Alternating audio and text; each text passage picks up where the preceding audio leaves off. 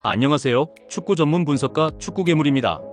개인이 혼자 시간을 투자하고 분석을 한다는 것은 사실상 매우 어려우며 시간적 여유를 가지고 분석하기에는 제한적이라고 생각합니다. 매번 혼자 해도 잘 맞지 않는 분석이시라면 위 적중인증 대화 내용처럼 각종 정보를 통하여 제공하는 픽을 받아보시면서 수익에 한 걸음 더 나아갈 수 있게 해드리겠습니다. 8월 10일 K리그, J리그 축구 경기에 대한 분석을 시작하겠습니다. 이와키 포메이션은 3-4-3이며 타니무라는 전방에서 왕성한 활동량과 침투 타이밍으로 기회를 만들지만 마무리의 날카로움은 기복이 있다. 주빌로 이와타 포메이션은 4-3-3이며 마테우스 페이쇼트는 제공권과 마무리 모두에서 확실한 존재감을 보인다. 이와키는 전방과 측면에서의 속도는 위협적이지만 전술적 응집력이 떨어지고 후반 집중력 저하가 뚜렷하다. 주빌로 이와타는 다양한 공격 루트를 활용해 경기 내내 상대를 몰아붙일 수 있는 전력을 갖췄다. 특히 전방 압박과 세컨드볼 장악에서의 우위는 경기 흐름을 완전히 원정 쪽으로 끌고 올 가능성이 높다. 결국 후반부로 갈수록 격차가 벌어지며 승부의 추는 원정팀 쪽으로 확실히 기울 수 있다. 산프레체 히로시마 포메이션은 3-4-3이며 키노시타는 최전방에서 압박과 연계에 적극적으로 가담하며 수비 부담을 덜어준다. 시미즈 포메이션은 3-4-3이며 키타가와는 공간 침투와 마무리 집중력을 갖췄으나 수비 라인을 지나치게 끌어내는 경향이 있다. 양팀 모두 공격보다 안정적인 경기 운영에 무게를 두고 있어 쉽게 흐름이 깨질 가능성은 낮다.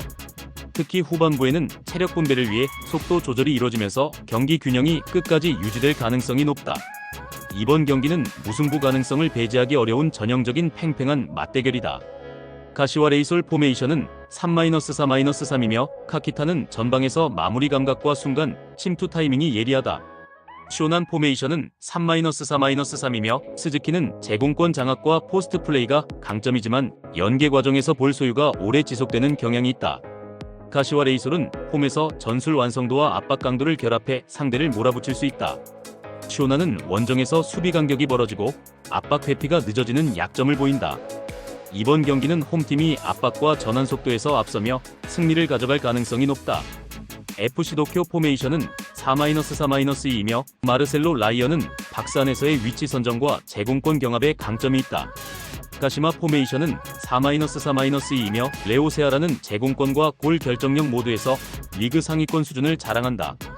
FC 도쿄는 강한 압박에 전개가 흔들리며 경기 후반 수비 간격이 무너지는 문제가 반복되고 있다. 가시마는 전방 압박과 뒷공간 침투를 결합해 경기 막판에도 위협적인 상황을 만들 수 있다. 이번 경기는 원정팀이 전술 완성도와 체력 우위를 앞세워 승리를 가져갈 가능성이 높다. 마치다 포메이션은 3-4-3이며 후지오는 전방에서 폭발적인 침투와 골 결정력을 갖췄다. 비셀고베 포메이션은 4-2-3-1이며 사사키는 측면에서 안정적인 수비와 공격 가담을 모두 수행한다. 마치다는 수비 조직력은 있지만 강한 압박을 받으면 전방 전개가 막히는 한계를 보인다. 비셀고베는 전술 완성도와 압박 강도 그리고 후반 체력 유지에서 모두 우위에 있다. 이번 경기는 원정팀이 경기 주도권을 쥐고 후반의 승부를 결정질 가능성이 높다. 나고야 포메이션은 3-4-3이며 나가이는 빠른 침투와 박스 안마무리에 강점을 지닌다. 교토 퍼플산과 포메이션은 4-3-이며 나가사와는 제공권과 마무리 집중력에서 강점을 발휘한다. 나고야는 전개 속도 저하와 압박 회피의 한계가 뚜렷하다. 교토 퍼플산과는 전방 압박과 역습 완성도를 앞세워 경기 후반에도 위협적인 흐름을 만들 수 있다. 이번 경기는 원정팀이 전술 체력 흐름에서 모두 우위를 점하며 승리를 가져갈 가능성이 높다. 간바 오사카 포메이션은 4-2-3-1이며 툰맷은 중원에서 압박과 볼 배급을 동시에 수행하며 경기의 중심을 잡는다.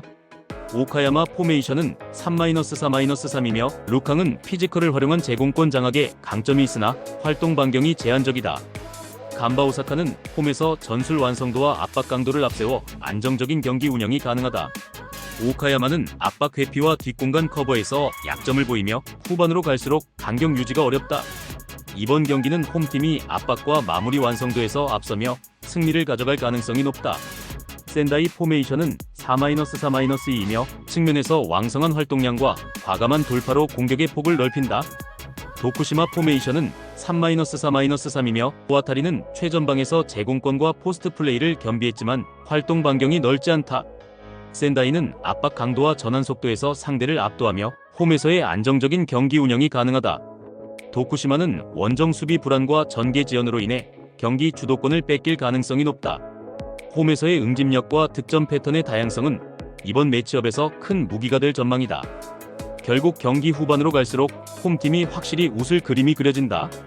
야마가타 포메이션은 4-3-3이며 디사로는 전방에서 제공권과 마무리를 겸비했지만 압박이 강해지면 볼터치가 무거워진다. 미토홀릭 포메이션은 4-3-2이며 오와타나베는 최전방에서 압박과 연계를 모두 수행하며 마무리 집중력도 높은 편이다. 야마가타는 압박 해제와 세컨드볼 싸움에서 약점을 보이며 후반으로 갈수록 라인이 무너진다. 미토홀릭은 전방 압박과 속도전에서 상대를 압도할 수 있는 전술 완성도를 갖췄다. 특히 중원의 빠른 전환과 측면 침투는 경기 후반부 결정적인 변수가 될 가능성이 높다. 결국 원정팀의 압박 패턴을 끊어낼 방법이 없다면 흐름은 끝까지 원정 쪽으로 기울 수 있다. 에임의 포메이션은 3-4-3이며 무라카미는 전방에서 폭넓게 움직이며 압박 기점을 만들지만 결정력에 기복이 있다. 사간도스 포메이션은 3-4-3이며 실부카는 제공권과 마무리를 겸비해 박스 안에서의 존재감이 강하다. 에임에는 홈 기세에도 불구하고 압박 해제와 뒷공간 방어에서 뚜렷한 약점을 드러내고 있다. 사간도스는 전방 압박과 속도전에서 상대를 흔드는 능력이 뛰어나 경기 흐름을 계속해서 틀어줄 수 있다.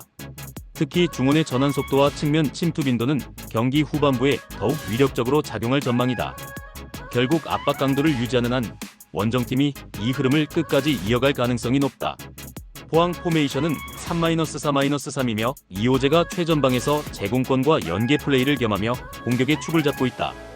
광주 포메이션은 4-3-2이며 페이스가 전방에서 마무리와 연계 모두를 책임진다. 포항은 조르지의 피지컬 돌파와 기성용 오베르단의 중원 지배력을 기반으로 경기를 풀어갈 수 있다. 광주는 아사니의 출전 불투명과 전력 누수로 인해 전술적 다양성이 줄어든 상태다. 전체적인 흐름과 전술 완성도에서 포항이 확실히 우위에 있다. 대전 포메이션은 4-3-3이며 주민규는 제공권보다는 상대 수비를 등지고 주고받는 연계 플레이에 강점이 있으며 페널티 박스 안에서의 골 결정력이 탁월하다. 수원FC 포메이션은 4-5-1이며 사박이 최전방에서 절정의 골 감각을 유지하며 마무리를 책임진다. 수원FC는 윌리안의 창의적인 크랙 플레이, 안현범의 직선적인 측면 돌파, 사박의 날카로운 마무리가 완벽하게 조화를 이루고 있다.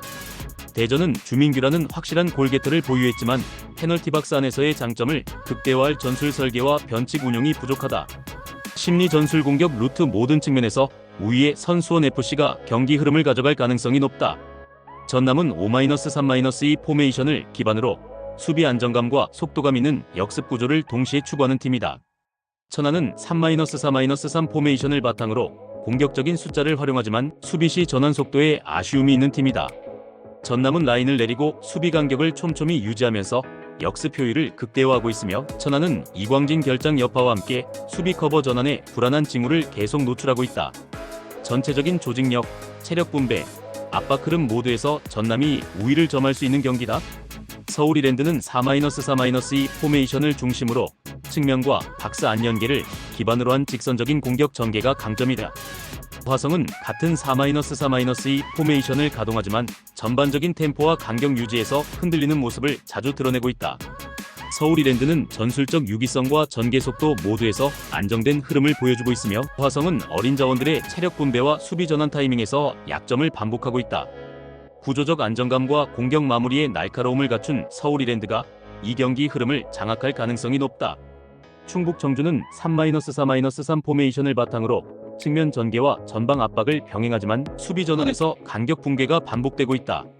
부천은 동일한 3-3 포메이션을 가동하고 있지만 공격 템포와 수비 전환에서 더욱 날카로운 균형을 보여주고 있다. 부천은 템포 조절과 압박 완성도에서 상대보다 명확히 앞선 팀이며 충북 청주는 핵심 미드필더 부재로 전술 밸런스가 무너질 가능성이 높다. 이 경기는 수비 공백을 간파할 수 있는 부천의 리듬이 흐름을 지배할 수 있는 경기다.